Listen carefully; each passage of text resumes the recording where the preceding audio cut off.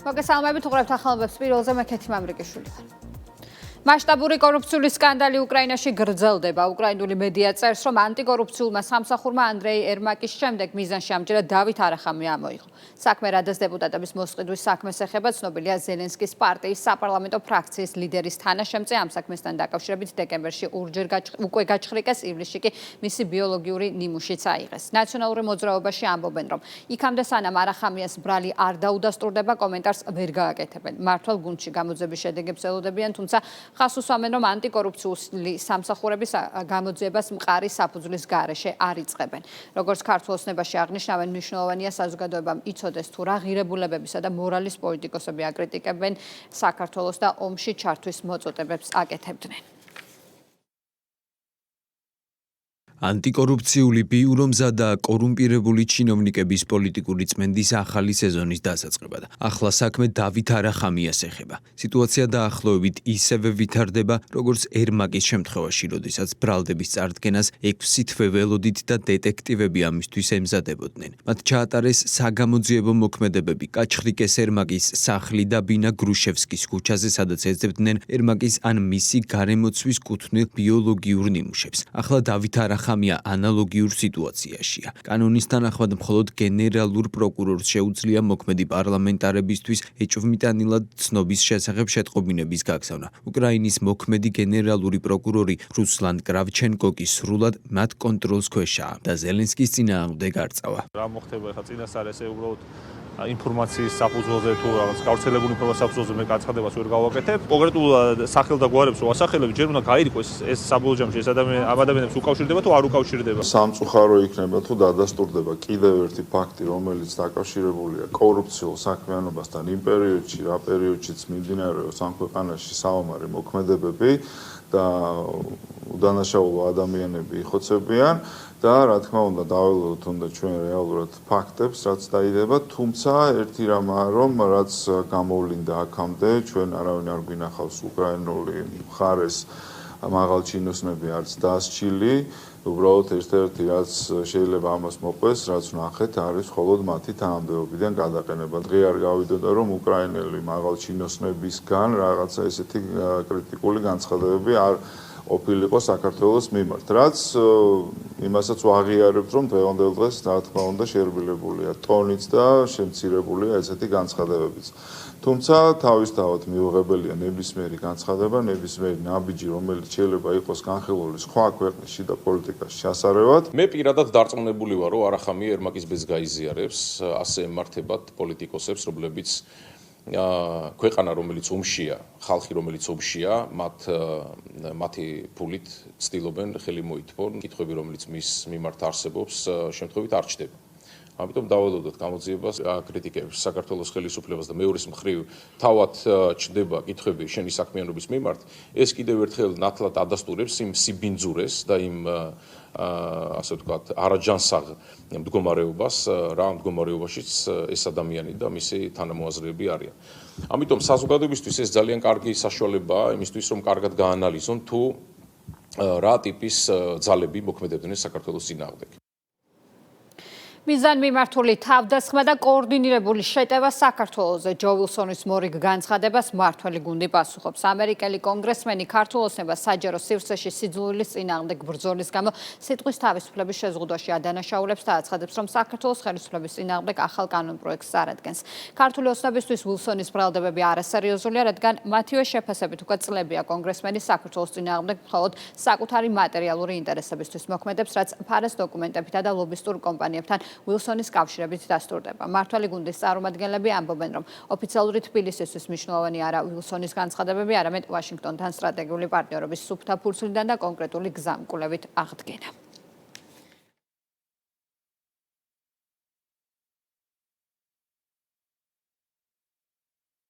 ამერიკელმა პარტნიორებმა არაერთხელ თხოვეს მიგვანიშნეს რომ მოხუცის განცხადებები გულთან ახლოს არ მივიტანოთ და რა თქმა უნდა ჩვენ ასეც ვიქცევით.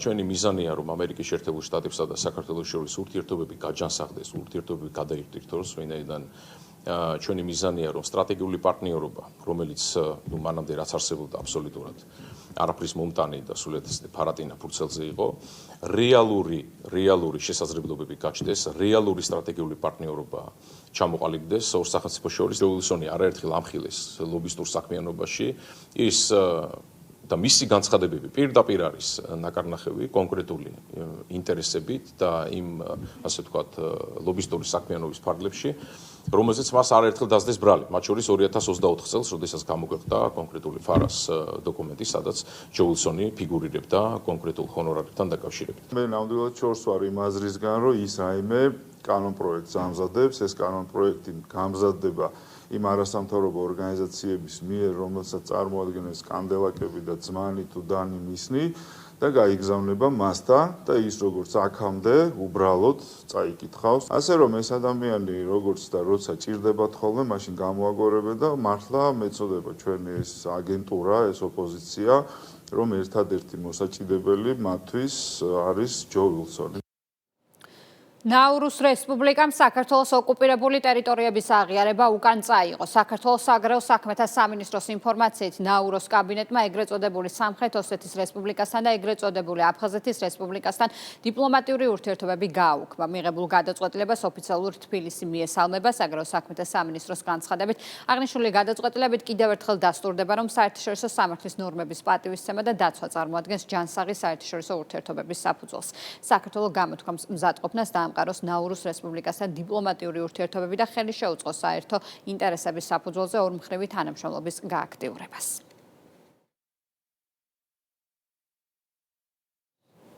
თბილისის საქალაქო სასამართლომ საკრებულოსთან შეურაცხყოფელი ბანერების საქმეზე დაკავებული აქტივისტების სამართალ დამრღვევად ცნო.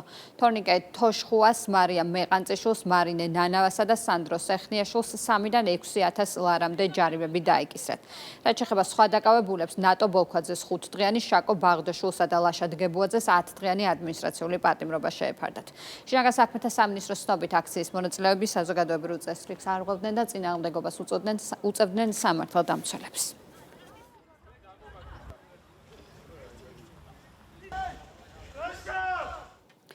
საქართველოს ეროვნული ბანკი მონეტარული პოლიტიკის განაკვეთს უცვლელად 8,25%-ზე ინარჩუნებს. მონეტარული პოლიტიკის კომიტეტმა დღეს გამართულ სხდომაზე მონეტარული პოლიტიკის განაკვეთი უცვლელი დატოვა. ეროვნული ბანკის ინფორმაციით, მიმდინარე წლის ივნისში საქართველოში წლიურმა ინფლაციამ 5,8% შეადგინა. მათივე ცნობით, მიზნობრივზე მაღალი ინფლაცია კვლავ ძირითადად ენერგორესურსების ფასების ზრდას უკავშირდება.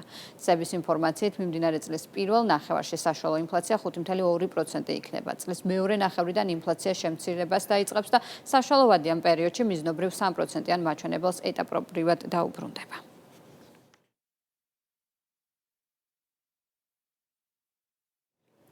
განათლების, მეცნიერებისა და ახალგაზრდობის მინისტრი ანკარაში ვიზიტის ფარგლებში თურქეთის ახალგაზრდობისა და სპორტის მინისტრს შეხვდა. მხარეებმა ხაზი გაუსვეს საქართველოს თურქეთს შორის არსებულ მრავალწლიან მეგობრულ ურთიერთობებს და ახალგაზრდობის სფეროში თანამშრომლობის გაღრმავების მნიშვნელობას. საუბარი შეეხო ერთობლივი საზაფხულო ბანაკების ორგანიზებას, ახალგაზრდულ ცენტრებს შორის კავშირების გაფართოებასა და ახალგაზრდული საგრანტო კონკურსების ორგანიზებას. პატივისცემით ვეკიდებით ნებისმიერ ნაბიჯს, ნებისმიერ გადაწყვეტილებას, რომელიც ჩვენი გუნდის წევრისგან შეიძლება მომდინარეობდეს. ამ შემთხვევაში, როგორც ცნობილია, მან აღნიშნა, რომ ჯანმრთელობის მდგომარეობის გამო უწევს ამ გადაწყვეტილების მიღება. შესაბამისად, ჩვენ შეგვიძლია უსურვოთ წარმატება და რა თქმა უნდა ჯანმრთელობა, რაც ძალიან მნიშვნელოვანია. დაახლოებით 2 წლის განმავლობაში ის მუშაობდა ამ თანამდებობაზე და ამ პერიოდში საზოგადოებას ახსოვს არაერთი საინტერესო პროექტი, რომელიც იქნა განხორციელებული. მხოლოდ დადებითი შემიძლია თქვა, მან ბევრი ნაბიჯი გადადგა კულტურის დონის ამაღლების თაობაზე. ძალიან ბევრი ფესტივალი ჩატარდა, ძალიან ბევრი მიმართულებით მოხდა ნაბიჯების გადადგმა. გვახსოვს მისი აქტიური ნაბიჯები კულტურული ძეგლების დაცვის მიმართულებით. ძალიან ბევრი შემიძლია ასეთ ჩამოვთვალო. რუსთაველის გამზირზე სარეაბილიტაციო სამუშაოები ინტენსიურ რეჟიმში მიმდინარეობს. თბილისის მერის ინფორმაციით ამ დროისათვის მთლიანად დასრულებულია ასფალტის საფარის მოფრეზვის სამუშაოები. კომპანია Georgian Water and Power-ი წყალმომარაგებისა და წყალრინების მოძველებული ქსელების სრულმასშტაბიან განახლებას ახორციელებს. კახა კალაძის თქმით, ტროტუარზე დაწყებულია მიწისქვეშა კაბელ-არხების მოწყობა, სადაც შემდგომ ელექტროსადენები განთავსდება. მასშტაბური პროექტი მათ შორის სატრანსპორტო ნაკადების განახლებულ ორგანიზებას, დამატებითი ზოლების გამოყოფას, ახალი ზებრა გადასასვლელებისა და ტერიტორიის გამწვანებას ითვალისწინებს. სარეაბილიტაციო სამუშაოების სრული ღირებულება 50 მილიონამდე ლარს შეადგენს. პირველი რაც გაკეთდება, ეს არის მიწისქვეშა ინფრასტრუქტურის განახლებასაც ვერ ვიტყვით, ფაქტიურად ახალი პროექტი ხორციელდება, ახალი მილები ჩაიდება. ეს არის პროექტი, რომელმაც 10 წლებს უნდა გაუძლოს. ტროტუარებზე დაწყებულია მიწისქვეშა კაბელ-არხების მოწყობაც, სადაც შემდგომ საჰაერო სადენები, რომელიც დღეს ჰაერში არის, ყველაფერი მიწის ქვემოთ იქნება ჩატანილი. აღსანიშნავია, რომ ყველა სამუშაო ერთდროულად რამდენიმე მიმართულებით ხორციელდება, რაც პროექტის შესრულების ტემპს მნიშვნელოვნად აჩქარებს. გარკვეული დისკომფორტი ცხადია აქვს ამ სამუშაოებს, თუმცა ალბათ ყველა ხედავთ თუ რა მასშტაბზეა საუბარი და სხვანაირად უბრალოდ შეუძლებელია გადაკეტვის გარეშე ამ ტიპის სამუშაოების წარმოება, თუმცა კიდევ ერთხელ მეორე 24 საათიან რეჟიმში მიმდინარეობს მუშაობა. ტროტუარში განთავსდება საკაბელო არხები, რომელშიც შემდეგ გაივლის საჰაერო სადენები. პარალელურ რეჟიმში რის გაკეთება შეიძლება ყველანაირი სამუშაო მიმდინარეობს. მიწისქვეშა გადასასვლელების იზოლაციის სამუშაოებია დაწყებული უკვე რამდენიმე ლოკაციაზე. ასევე დაიწყო უკვე სანიაღვრეს მოწყობაზე სამუშაოები, როგორც შევეცდით მოსახლეობას ბუნებრივ სფეროში დავამთავროთ სავსურად რუსთაველის გამზირის რეაბილიტაციას. ჩვენ პირველ ეტაპზე უკვე განვახორციელებთ საპროექტო ტრასის დაკვალვა, ამის შემდგომ განხორციელდა გრუნტის საექსკავაციო სამუშაოები და მიმდინარეობს მილსადენების მოწყობა. პროექტი თავისი მასშტაბიდან გამომდინარე ითვალისწინებს 5.5 კილომეტრი სასმელი წყლისა და წყალარინების, როგორც მაგისტრალური, ასევე გამანაწილებელი ქსელების მოწყობას. პროექტის ჯამური ღირებულება 12 მილიონ ლარს აღემატება და თავისი სიდიდიდან გამომდინარე ის 4 ეტაპად არის დაყოფილი. 4-ვე ეტაპზე ჩვენ პარალელურ რეჟიმში უწყოდად ვახორციელებთ სამშენებლო სამუშაოებს. იოსებიძის ქუჩაზე მეოთხე ხარისხის ავარიული საცხოვრებელი კორპუსის ჩანაცვლდება. ამის შესახებ დღეს დედაქალაქის მთავრობის ხდომაზე თბილისის მერმა განაცხადა. მისი თქმით, ავარიული სახლის ჩანაცვლების მიზნით დედაქალაქის მერიას კორპუსის მცხოვრებლებმა დეველოპერთან ერთად მიმართეს. კახა კალაძის განცხადებით, ავარიული საცხოვრებელი კორპუსები დედაქალაქში მნიშვნელოვან გამოწვევას წარმოადგენს და ამ მიმართულებით რამდენიმე მნიშვნელოვანი პროგრამა ხორციელდება. ავარიული შენობების ჩანაცვლების პროგრამების ფარგლებში უკვე ათეულობით პროექტი ხორციელდება. დედაქალაქში ერთ-ერთ მნიშვნელოვან გამოწვევას წარმოადგენს ავარიული საცხოვრებელი კორპუსები. თბილისის განვითარების ფონდი ათეულობით მილიონ ლარს ხარჯავს სარეაბილიტაციო სამუშაოებისთვის. გვაქვს ასეთი კონკრეტული არეალები. გარდა ამისა, შევქმნით ავარიული საცხოვრებელი სახლების ჩანაცვლების პროგრამა. პროექტთან დაკავშირებით ჩვენ მოგმართა იოსებიძის ქუჩის ნომერ 71-ში მცხოვრებმა მოსახლეობამ 45 ოჯახი ცხოვრობს. რა თქმა უნდა, ჩვენ დღეს ვიღებთ გადაწყვეტილებას, რომ გავატაროთ შესაბამისი ხელშემწყობი ღონისძიებები და დეველოპერული კომპანია, რომელიც ადგილობრივმა მოსახლეობამ მოიყვანა და მათი ჩართულობით მოხდა ჩვენთან კომუნიკაცია, ჩვენ ყველანაირად დავეხმარებით. მოხდება აღნიშნული 5-სართულიანი შენობის დემონტაჟი და როგორც გითხარით, აშენდება ახალი საცხოვრებელი კორპუსი და ამ ოჯახებს გადაეცემათ გარემონტებული ყველანაირად მოწესრიგებული ბინის ფართები. ჟიული შარტავას ქუჩაზე სკვერის რეაბილიტაცია მიმდინარეობს. პროექტის ფარგლებში 2000 კვადრატულ მეტრ ფართობზე განათების ქსელი სარწყავი სისტემა და სასეირნო ბილიკი მოეწყობა. ასევე განახლდება საპარკო ავეჯი, რის შედეგადაც სკვერი თანამედროვე სტანდარტების შესაბამის და კომფორტულ რეკრეაციულ სივრცედ გადაიქცევა. სამუშაოებს თბილისის მერის გარემოსდაცვის საქალაქო სამსახური ახორციელებს. პროექტის ფარგლებში მოეწყობა განათების ქსელი, სარწყავის სისტემა, სასეირნო ბილიკები, ასევე განახლდება საპარკო ავეჯი, რის შედეგადაც სკვერი თანამედროვე სტანდარტების შესაბამის და კომფორტულ რეკრეაციულ სივრცედ გადაიქცევა, სადაც ადამიანებს ექნებათ საშუალება ნორმალურ გარემოში დასვენების. გარდა ამისა, ახალი ხელმძენარეები დაირღვება, ჩატარდება გამწვანების შესაბამისი სამუშაოები. ნაძალადების რაიონის გამგეობა ღრმაღელის ქუჩაზე ინფრასტრუქტურულ სამუშაოებს ახორციელებს. პროექტის ფარგლებში მიწისქვეშა კომუნიკაციების შეცვლა მიმდინარეობს, შემდეგ კი 5000 კვადრატულ მეტრ ფართობზე გზის კაპიტალური რეაბილიტაცია განხორციელდება, რომლის ფარგლებში მოეწყობა სანიაღვრეს სისტემა და დაიგება ასფალტის ორფენიანი საფარი. ასევე მოწესრიგდება მიმდებარე ტერიტორია და მოეწყობა ბორდიური. ღრმაღელის ქუჩაზე კომპანია GVP ამორტიზირებული და მოძველებული მიწისქვეშა კომუნიკაციების შეცვლა დაწყებული აქვს. გადახდა როგორც ასმელი წყლის სისტემა, ისე წყალარინების ქსელი. სამუშაოების დასრულების შემდეგ ნაძალადების რაიონის გამგეობა გზის კაპიტალურ რეაბილიტაციას დაიწყებს, რომლის ფარგლებში ასევე მოეწყობა სანიაღვრე სისტემა, დაიგება ასფალტის ორფენიანი საფარი, ასევე მოწესრიგდება მიმდებარე ტერიტორია, მოეწყობა ბორდიურები. მისამართზე გასული საუკუნის 50-იანი წლების შემდგომ მსგავსი მასშტაბის სამუშაოები არ ჩატარებულა, ტერიტორიაზე არსებობს დაზიანებული ქვაფენილიანი გზა, რაც ართულებდა ქუჩაზე მოსახლეობის გადაადგილებას. ამ სამუშაოების წარმოება ძალიან მნიშვნელოვანი იყო, ესე ჩვენი დაპირება იყო ადგილობრივი მოსახლეობისთვის და მთლიანად მოწესრიგებული იქნება ყველაფერი თავისი მიწისქვეშა კომუნიკაციებით. სახელმწიფო უსაფრთხოების სამსახურის თანამშრომლებმა ცეცხლსასროლი იარაღისა და საბრძოლო მასალის მართ საწინააღმდეგო გასაღების ფაქტზე უცხო ქვეყნის მსხვილი კრიმინალური დაჯგუფების 3 წევრი დააკავეს. გამოძებით დგინდება, რომ დაკავებულები არიან უცხო ქვეყანაში მოქმედი ერთ-ერთი მსხვილი კრიმინალური დაჯგუფების ქსელის წევრები, რომლებსაც საქართველოში სარეალიზაციოდ უკანონოდ შემოჰქონდათ ცეცხლსასროლი იარაღები და საბრძოლო მასალა. სახელმწიფო უსაფრთხოების დეპარტამენტის თანამშრომლებმა ისინი ქალაქ თბილისში დანაშაულის ჩადენის ადგილზე დააკავეს. დაკავებულთა პირადი ავტომანქანისა და დროებითი საცხოვრებელი სახლის შეკის შედეგად ნივთმტკიცებად ამოღებულია სარეალიზაციოდ გამზადებული უკანონო ცეცხლსასროლი იარაღები, საბრძოლო მასალა, სავარაუდოდ ნარკოტიკული საშუალება და ელექტრონული მოწყობილობები. პირველადი დათვალიერებით აღნიშნულ მოწყობილობებში ნაპოვნია სხვადასხვა დანაშაულებრივი ქმედების, მათ შორის განსაკუთრებით დიდი ოდენობით ნარკოტიკული საშუალებების რეალიზაციის სამსახველი ფოტო-ვიდეო მასალა. ამოღებული ნივთმტკიცებულებები გადაგზავნილია ექსპერტიზაზე. დაკავებულებს 9 წლამდე თავისუფლების აღკვეთა ემუქრებათ.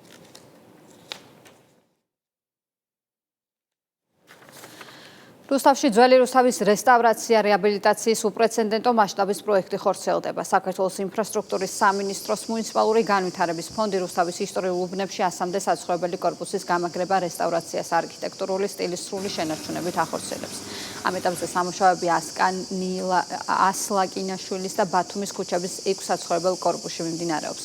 უახლოეს პერიოდში კი ანალოგიური ჭავჭავდისა და მშენებელთა ქუჩებზე დაიწყება. პროექტი ჯამში ძველი რუსთავის 12 სხვადასხვა ქუჩას მოიცავს და ბათუმის ქუჩაზე არსებული 8 ჰექტარი ფართობის რეკრეაციული სივრცის რეაბილიტაციასაც ითვალისწინებს.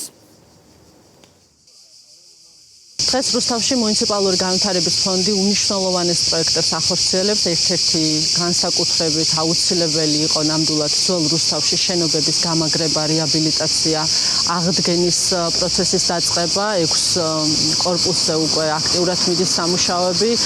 პერიოდულად ხვდებით მოსახლეობას და გუნდი ვცდილობთ, რომ მათი მოთხოვნები იყოს მაქსიმალურად გათვალისწინებული პროექტის მიმდინარეობის დროს. პროექტი მოიცავს ასლანიკაშვილი და ბათუმის ქუჩაზე არსებული რეკრეაციული სივრცის სრულ კეთილმოწყობას, ასევე 100-მდე შენობის რეაბილიტაციას ძველი რუსთავის ტერიტორიაზე. ამ ეტაპზე სამუშაოები მიმდინარეობს 6 შენობაზე. უახლოეს მომავალში ასევე დაიწყება სამუშაოები მშენებელთა და ჭავჭავაძის ქუჩებზე. რუსთავის საკრებულოს თავმჯდომარე ფრაქცია ქართული ოცნების წევრებთან ერთად 2027 წლის ბიუჯეტის პრიორიტეტების განსაზღვრას მიზნით ადგილობრივებს შეხვდა. მამუკა რეხვიაშვილმა საჯარო დისკუსიაში მიიღო მონაწილეობა და ახალგაზრდების კითხვებს უპასუხა. შეხვედრის მონაწილეებმა ქალაქის განვითარების შესახებ საკუთარი იდეები და ინიციატივები წარმოადგინეს. შეავსეს ანკეტები და მათთვის მნიშვნელოვანი ის მიმართულებები განსაზღვრეს, რომლებიც პრიორიტეტების დოკუმენტის მომზადების პროცესში იქნება გათვალისწინებული. ეს ფორმატი გვეხმარება ერთობლივი ძალისხმევით ქალაქში უფრო მეტი და კარგი ინიციატივა განვახორციელოთ. სასიხარულოა, რომ ჩვენი ქალაქის მოსახლეობა და ახალგაზრდობა ერთნაირი ინტერესით ჩაერთო ამ პროცესში და ღიად და თავმად დააფიქსირეს საკუთარი მოსაზრებები. მნიშვნელოვანი არის ის აღინიშნოს, რომ მაქსიმალურად მოხდა ახალგაზრდების აზრის გათვალისწინება და ჩვენთან ინტერაქცია და ჩვენი აზრების მიმოწვევა. მნიშვნელოვნად გავიაზრეთ ის საკითხები, რაზეც ისე უბრალოდ იდეებიც წამოვაყენეთ, რაც გვაქვს, რომ ეს ბიუჯეტში იყოს გათვალისწინებული და ჩვენ ძალიან მადლობები ვართ, რომ ჩვენს აზრს გაითვალისწინებენ. ჯგუფურად დიდი ოდენობით ყალბი ვალუტის გასაღების ფაქტზე ორი პირი დააკავეს. ფინანსთა სამინისტროს საგამოძიებო სამსახურის ინფორმაციით ბრალდებულებმა უკანონო მატერიალური სარგებლის მიღების მიზნით აჭარის რეგიონში 20.500 ამერიკული დოლარის ოდენობის ყალბი 100-დან 50 დოლარიანი კუპიურები გაასაღეს. დანაშაული 7-დან 10 წლამდე ვადით თავისუფლების აღკვეთას ითვალისწინებს.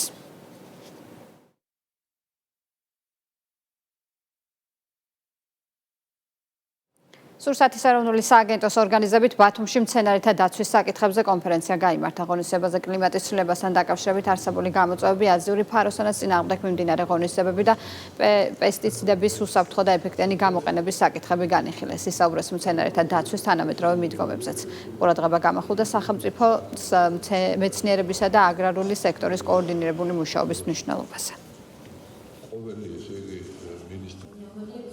ძალიან საინტერესო პრეზენტაციები მოვისმინეთ ინტეგრირებულ მცენარეთა დაცვაზე, პესტიციდების გამოყენების საკითხებზე, ანტირეზისტენტულ პროგრამებზე, თხილის დაავადებებზე, რაც საბოლოო ჯამში ცნობიერებას აამაღლებს როგორც ჩვენი სპეციალისტებისთვის, ასევე ფერმერებისთვის, რომლებიც უშუალოდ იყენებენ პესტიციდებს. რა თქმა უნდა, გამოწვევები არსებობს, გამოწვევები კიდევ გველოდება წინ, მაგრამ ერთიანი აგრარული პოლიტიკის დაგეგმისა და განხორციელების მიმართულებით უმნიშვნელოვანესი იქნება სწორი დაგეგმარება და აი ამ რისკების შემცირება და მედეგობის გაზრდა.